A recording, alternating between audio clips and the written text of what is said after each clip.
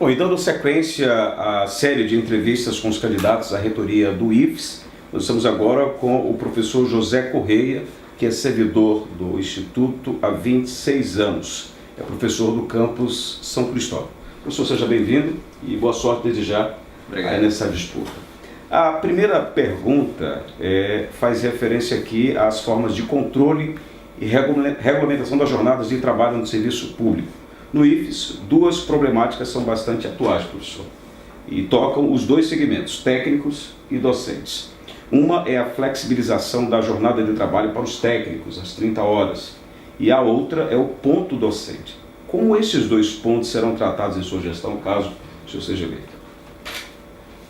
Olá, Vinícius. Eu venho da última gestão do Sinasef. Em 2015, nós fizemos uma greve, de reivindicação de direitos, reajustes salariais, a discussão de vários pontos da carreira, tanto docente como administrativa. E na pauta daquela greve de 2015, tinha a questão da flexibilização da jornada de trabalho de 30 horas para os servidores administrativos. Essa era uma pauta que a gente estava discutindo com o governo federal na época. Havia uma possibilidade de avanço, de conseguir a flexibilização de uma forma mais fácil de ser implantada, de uma forma mais ampla. E aí, com a mudança de governo, essa discussão terminou não acontecendo nem tendo mais continuidade. Do resultado dessa greve, nós elaboramos uma proposta, que teve a participação inclusive aqui de dirigentes do sindicato atualmente, junto com os demais servidores que estavam em greve, e nós apresentamos uma proposta para a reitoria. Essa proposta estava baseada, a flexibilização para o Instituto, na experiência que a legislação, na experiência que os IFES hoje têm de flexibilização implantada, nas universidades que estão implantando ou que já implantaram, na legislação que trata do assunto, e formatamos uma proposta que não só executava, mas já regulamentava a sua aplicação. A reitoria, como tem um compromisso, tem uma posição política de não aceitar a flexibilização, não deu consequência à proposta, não debateu com o sindicato, não colocou na discussão de reunião do Conselho Superior, e até hoje essa proposta está lá engavetada. Com essa oportunidade que a gente tem hoje de disputar a eleição, a gente reafirma a nossa posição política de defender e, mais do que isso, enquanto gestor, nós vamos fazer a flexibilização da jornada de trabalho dos servidores administrativos. Primeiro que a legislação permite, os setores que têm atendimento ao público, que funcionam nos 3 turnos, isso a legislação tem uma cobertura fácil e tranquila. Então, por exemplo, setores como a CRE, setores como o setor médico, a biblioteca, que funciona ininterruptamente, que tem atendimento ao público interno e externo, esses setores é ponto pacífico que a gente vai implementar nos primeiros atos da administração, não só para o campus Aracaju, que já vinha funcionando nesse regime de flexibilização há mais de 15 anos. E a reitoria, por ser contra, através de portaria, ela extinguiu essa flexibilização. Nós vamos restabelecer para todos os servidores desses setores, a princípio, não só do campus Aracaju, mas de todos os demais campos. Os demais setores que a legislação também permite, existe uma avaliação do funcionamento para oferecer serviço à comunidade, o número de servidores que esse setor possa vir a ter, e da possibilidade do campus funcionar no período noturno. Então isso também pode ser um estudo debatido com sindicatos, com servidores, suas representações no Conselho Superior, e a gente tem condição de fazer essa flexibilização. Essa flexibilização a gente não vê isso como uma benesse para o servidor, mas como um direito. Vimos como uma oportunidade do Instituto oferecer em seus 3 turnos serviço para a comunidade, e mais do que isso, principalmente para o aluno que é trabalhador, aluno do curso noturno, que ele precisa ter a administração funcionando no período noturno, que na maioria dos campi essa administração ela não funciona, principalmente nesses setores que são de atendimento diretamente ao estudante. Então isso é bom para o Instituto, é bom para o aluno, é bom para a sociedade e é bom para o servidor também. Questão da regulamentação do ponto, tem várias formas de regulamentação, tanto de controle de ponto docente como administrativo. A reitoria escolhe um ponto hoje, via eletrônico, que na sua prática ele não faz com que o servidor necessariamente ele esteja desempenhando sua função no horário de trabalho, que ele pode bater o ponto, mas necessariamente dá a certeza que ele está ali desempenhando a sua função. Então o controle de ponto não deve ser uma forma de controlar a entrada e a saída do servidor, mas apenas uma forma de registrar sua presença no serviço e que ele seja motivado, que ele seja incentivado, que ele seja comprometido com as tarefas e a responsabilidade que ele deve assumir com o serviço público dentro do seu cargo que ele está ocupando. Então, para nós, enquanto controle de ponto de serviço administrativo, a gente pode muito bem discutir as formas alternativas que, porventura, o sindicato venha reivindicar, que o conjunto de servidores venham colocar em prática. E a gente tem essa discussão de fazer essa discussão. Com relação ao ponto docente, pela natureza do serviço, que é o trabalho docente, a reitoria tentou fazer um controle de uma forma autoritária, sem desconsiderando a natureza do trabalho docente. Então era mais uma questão punitiva do que uma questão de controle de cumprimento das tarefas docentes.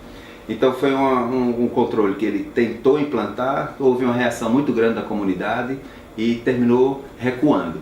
Mas veio o problema, veio o período eleitoral e tudo indica que se essa gestão continuar através da candidata da reitoria sendo vencedora, essa proposta vai voltar de novo a ser debatida.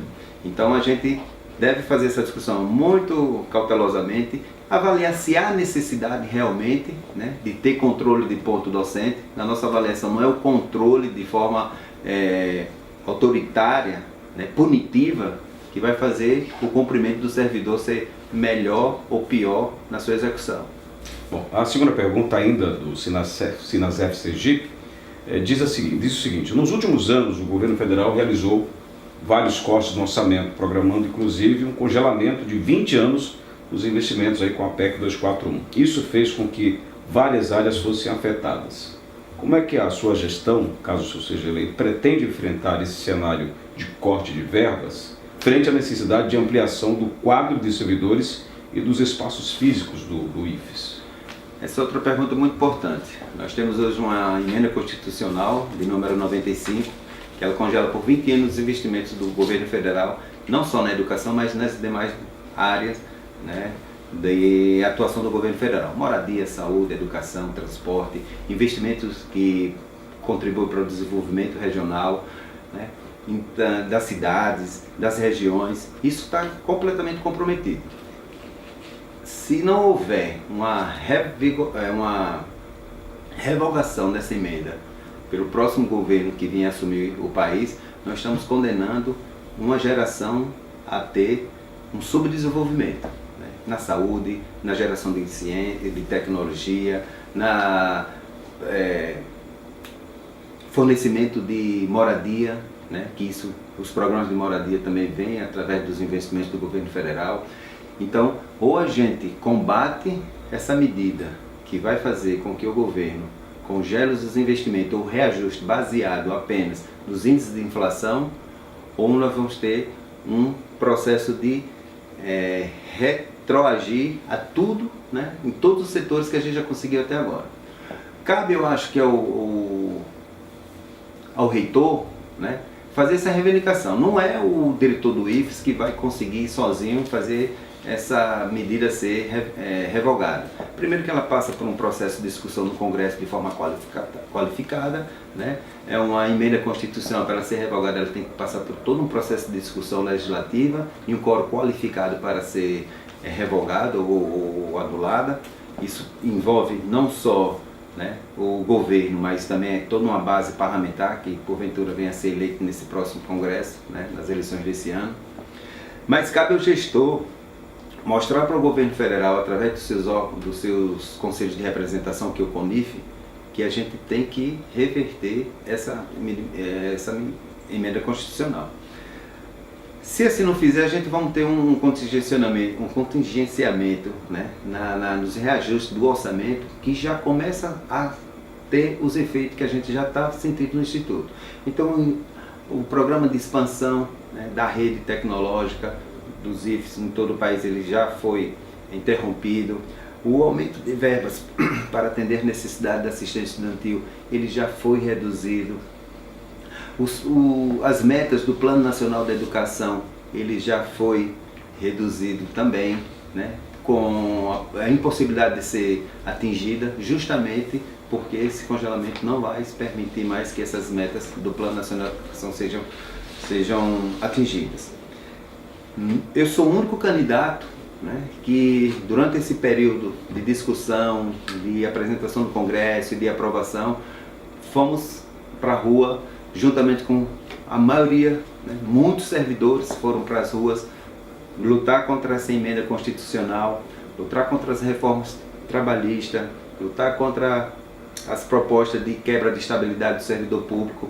A quebra da estabilidade não é uma benesse para o servidor, é uma garantia da autonomia do servidor público desempenhar suas atividades sem interferência, né, dos seus gestores superior, sem interferência daqueles que ocupam cargo na gestão pública e que não tem compromisso com o serviço público. Então a autonomia ou a estabilidade é uma necessidade. Então eu sou o único candidato, né, dos demais que se apresenta hoje, que estava na rua com servidores brigando. Fruto dessa luta, né, que nós não conseguimos vencer, nós tivemos salário cortado, nós tivemos ponto cortado de servidores administrativos que tiveram que fazer a compensação posterior, e graças à mobilização do sindicato, junto com também os demais servidores, nós conseguimos restabelecer o nosso salário, que foi cortado do nosso contra-cheque. E hoje o Instituto começa já a sentir a penalidade dessa medida de congelamento, e que o próprio reitor, né, reconhece que essa emenda hoje ela é nociva, mas à época ele defendeu a emenda constitucional. Então nós temos hoje vamos dizer assim, a autoridade, né, de falar que essa emenda ela é nociva, e uma mobilização e uma reivindicação política para que ela seja revogada, na minha maneira de pensar, é a única solução que nós temos. Fora, paralelo a isso, a gente tem que criar as alternativas, né, orçamentárias de geração de recursos dentro daquilo que o Instituto possa produzir através da fundação. Nós poderemos também estabelecer relações de parcerias, né, com as entidades, com órgãos do governo federal, com outras instituições do Estado, do próprio governo federal, para que a gente possa dar atendimento ao nosso plano de gestão, que não fique só presa às dotações orçamentárias. Professor, o senhor vai precisar ter aí menos de 10 minutos para responder mais 2 perguntas e o seu instante final. As próximas perguntas, como já está acordado, elas vêm da comunidade acadêmica e estão aqui nesta caixa. O senhor pode tirar qualquer uma, pode misturar, fica à vontade aí. Deixa eu me dar aqui, por favor. Então o senhor vai ter que ser bem mais objetivo nessas próximas respostas para aproveitar o máximo de tempo. A pergunta é a seguinte: nos últimos anos tivemos alguns casos que demonstram que a falta de segurança chegou ao IFES.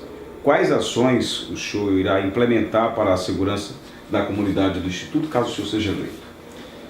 É outro problema também, que o IFES já começa a sentir esses reflexos. Fora adjacente, né, servidor, docente, administrativo, aluno, sofre as consequências do aumento da violência para fora dos muros da instituição. Mas também essa violência já começa a acontecer em algumas situações, como alguns campos do interior. Por exemplo, eu sou do campo São Cristóvão, que recentemente, antes do recesso escolar, houve uma invasão no campus, né, por assaltantes, que fizeram de refém os alunos e fizeram um verdadeiro arrastão nos alojamentos. Houve revolta dos estudantes pela fragilidade que eles têm hoje de segurança. Nós mobilizamos toda a comunidade lá, participei dessa mobilização. Nós exigimos que o reitor em exercício na época fosse até o nosso campus para dar alternativas de estabelecer a segurança. Então, a segurança dentro da instituição, ela tem uma responsabilidade da gestão. A segurança externa, né, ao campus, ela é de responsabilidade dos órgãos de segurança, não é responsabilidade do Instituto. Então nós poderemos fazer sistema de monitoramento de câmaras, né, que é uma coisa que nós não temos nos campos do interior, muitos campos do interior, e principalmente lá o campus São Cristóvão, que é hoje um dos campos mais vulneráveis que tem com relação à segurança. É um campus que tem alunos que são residentes, é um campus que tem alunos que passam a semana toda lá alojados no campus, que se alimentam 3 vezes ao dia. Então é um aluno que tem que ter uma certa atenção e proteção da gestão. Então a gente pode fazer isso e deve fazer isso dentro da dotação orçamentária, que é outra questão que a reitoria hoje centraliza. Então o campus hoje tem uma dotação orçamentária que é baseada no número de alunos, da sua necessidade, que já vem do CONIF, uma matriz determinada, e que ele centraliza e não distribui. Então se a gente tiver esse orçamento aplicado de acordo com as necessidades do campus, a gente pode pegar e tentar resolver. O campus Aracaju também é outro problema que vem acontecendo de violência, já teve casos de até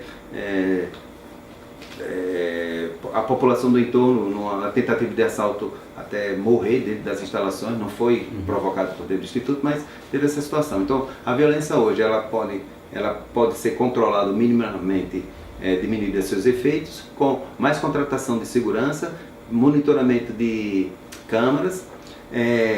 Nós temos hoje, ainda dentro do Campo São Cristóvão, um quadro de vigilantes que podem ser treinados e fazer uma vigilância patrimonial que pode não resolver o problema, mas ele diminui muito essas questões da segurança interna ao Instituto. Ok.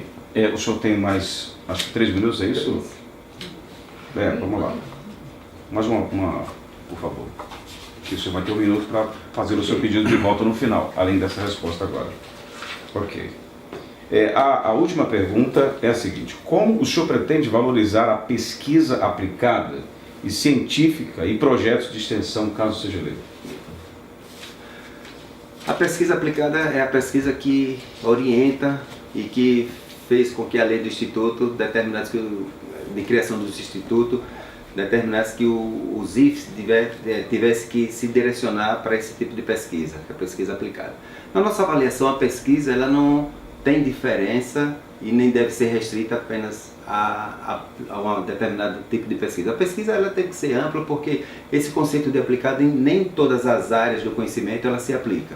Então a pesquisa para o Instituto ela tem que ser ampla, pode ser aplicada, ela pode ser específica, ela pode ser uma pesquisa mais direcionada para determinadas áreas. O importante é que a pesquisa seja, os projetos de pesquisa seja resultante daquelas áreas onde o IFES hoje atua no interior do Estado, dentro da sua área de territorialidade, dentro dos territórios que são divididos hoje no Estado, dentro do arranjo econômico que cada campo está inserido no interior, e que venha solucionar e apresentar alternativas para a sociedade.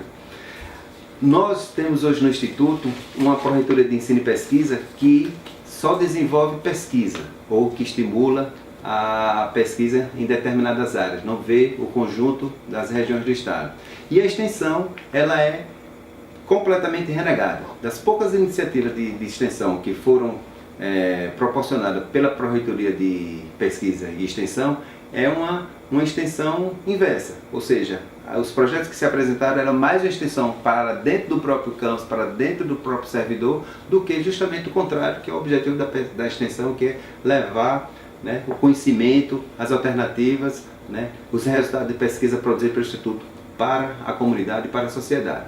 Então a gente pretende desmembrar a Pró-Reitoria de Pesquisa, né, e criar uma Pró-Reitoria de Extensão específica para que essa Pró-Reitoria tenha condições de desenvolver seus trabalhos de forma mais eficiente, de uma forma mais objetiva. Bom, professor, esse é o momento final da nossa entrevista. O senhor tem um tempo, inclusive, de sobra para fazer um apelo, para pedir o seu voto para a comunidade acadêmica, e a oportunidade agora. Ok. Eu vou começar com a seguinte situação. Eu tenho 26 anos dentro da instituição, já passei por várias gestões, né? Já passei por várias... Eu sou oriundo do campus São Cristóvão, que é a antiga agrotécnica. Esse processo de criação do Instituto fez com que a gente experimentasse uma nova forma de ser gerenciado, que é a criação da figura da reitoria. E nós tivemos 2 processos de eleições, em 2010, foi a primeira eleição para reitor, em 2014, a segunda eleição, e agora vamos ter a terceira eleição. Nos 2 processos anteriores, né, o de 2010, nós temos um processo democrático, onde tiveram 2 turnos para serem executados e depois um turno segundo para decidir entre os mais votados. Tivemos um tempo de campanha suficiente para que a gente pudesse abordar as nossas propostas, os candidatos tiveram tempo de fazer debate nos campi, os candidatos puderam visitar na época os campos que existiam. Em 2010, com a gestão do atual reitor, esse processo já começou a ser deturpado. O processo eleitoral foi reduzido para um turno, as regras das eleições começaram a ser direcionadas para atender a necessidade da gestão e ter uma melhor condição de disputa, e agora em 2018 o processo se torna muito mais truculento. 4 dias de campanha, onde a gente tem que visitar hoje 9 campi, nas mais diversas regiões do estado, onde a gente não tem acesso aos setores, onde a gente possa conversar com os funcionários administrativos e docentes, onde a gente não tem a estrutura, né, de deslocamento, porque nós, como candidato de oposição, a gente tem que usar dos nossos meios de custeio, com a colaboração de todos os apoiadores. E mesmo assim, a gente percebe no andar pelos campi que há um sentimento de revolta pela forma truculenta, autoritária, sem discussão com a comunidade, de uma forma antidemocrática. A gente tem ouvido relatos que são verdadeiros depoimentos de servidores pressionados pelo assédio moral, pelo assédio político. Aquele servidor que não se encaixa na cartilha da gestão, eles são escanteados, eles são desconsiderados, mesmo que tenham capacidade e competência de desenvolver a sua atuação como servidor no cargo que ocupa. São servidores que apresentam hoje com sintomas de doença de depressão, de doenças relacionadas à psicologia. São servidores que hoje são intimidados pelos processos administrativos. Mais de 270 processos administrativos foram gerados, né, nesse período de gestão. Então, é uma gestão que atua pelo clima do terror. É isso que a gente tem percebido. Então, essa forma de gerenciar que a gente tem que acabar. Essa forma de discutir, de não discutir com os servidores os rumos da instituição, tem que acabar. Essa forma autoritária que a gestão tem de intervir nos campi, passando por cima da eleição de um diretor de campus que é eleito justamente pela sua comunidade, conjuntamente com o reitor, e que ele é o único reitor no país que usa dessa política de intervenção nos campi. Aquele diretor que não tem uma relação política com o reitor, ele é atacado na sua autonomia. O diretor de campus não tem condição, não é permitido formar sua equipe diretiva. Esse diretor ele é contingenciado no seu orçamento. Então essa não é a forma que a gente tem de ver o Instituto se desenvolver.